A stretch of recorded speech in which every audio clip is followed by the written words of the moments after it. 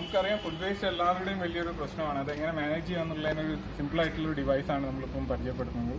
ഇതാണ് aerobic bin. Aerobic ബിന്നിന്റെ പ്രത്യേകത എന്ന് വെച്ചാൽ എറോബിക് ബാക്ടീരിയനെ യൂസ് ചെയ്തിട്ട് നമ്മൾ ഫുഡ് വേസ്റ്റിനെ കമ്പോസ്റ്റ് ആക്കി മാറ്റുന്നു. ഇതെങ്ങനെ വർക്ക് ചെയ്യുന്നു നോക്കാം.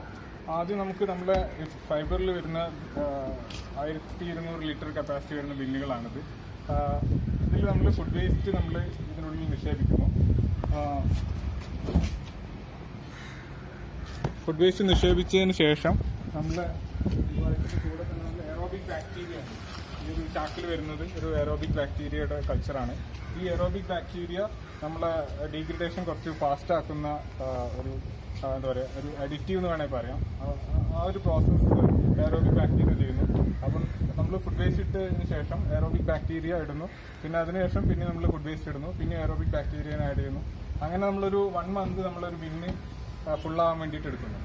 ഈ 1 മന്തിന് ശേഷം നമ്മൾ അടുത്ത ബിന്നിലേക്ക്, രണ്ടാമത്തെ വരുന്ന നമ്മുടെ ബിന്നിലേക്ക് നമ്മൾ ഈ സെയിം പ്രോസസ്സ് ഫുഡ് വേസ്റ്റ്, അതിന് മുകളിൽ ബാക്ടീരിയൻ്റെ കൾച്ചർ, അതിന് മുകളിൽ ഫുഡ് വേസ്റ്റ്, അങ്ങനെ നമ്മൾ ഈ രണ്ടാമത്തെ ബിന്ന് നമ്മൾ ഫുള്ളാകുമ്പോൾ നമ്മളെ ഫസ്റ്റിലുള്ള ആദ്യം ഇട്ടിരുന്ന ഈ ഫസ്റ്റിലെ ബിന്ന് കംപ്ലീറ്റ് ആയിട്ട് വളമായിട്ട് മാറിയിട്ടുണ്ടാവും. അത് സിമ്പിളായിട്ട് വരുന്നൊരു പ്രോസസ്സാണ്. അപ്പോൾ നമ്മൾ ചെയ്തിരിക്കുന്ന ഒരു അഡ്വാൻസ്മെന്റ് എന്താണെന്ന് വെച്ചാൽ ഇതിന്റെ കൂടെ നമ്മൾ എയറേഷൻ പ്രോസസ്സ് ഫാസ്റ്റ് ആക്കുന്നതിന് വേണ്ടിയിട്ട് ഒരു കംപ്രസർ നമ്മൾ ഇതിന്റെ കൂടെ ആഡ് ചെയ്തിട്ടുണ്ട്.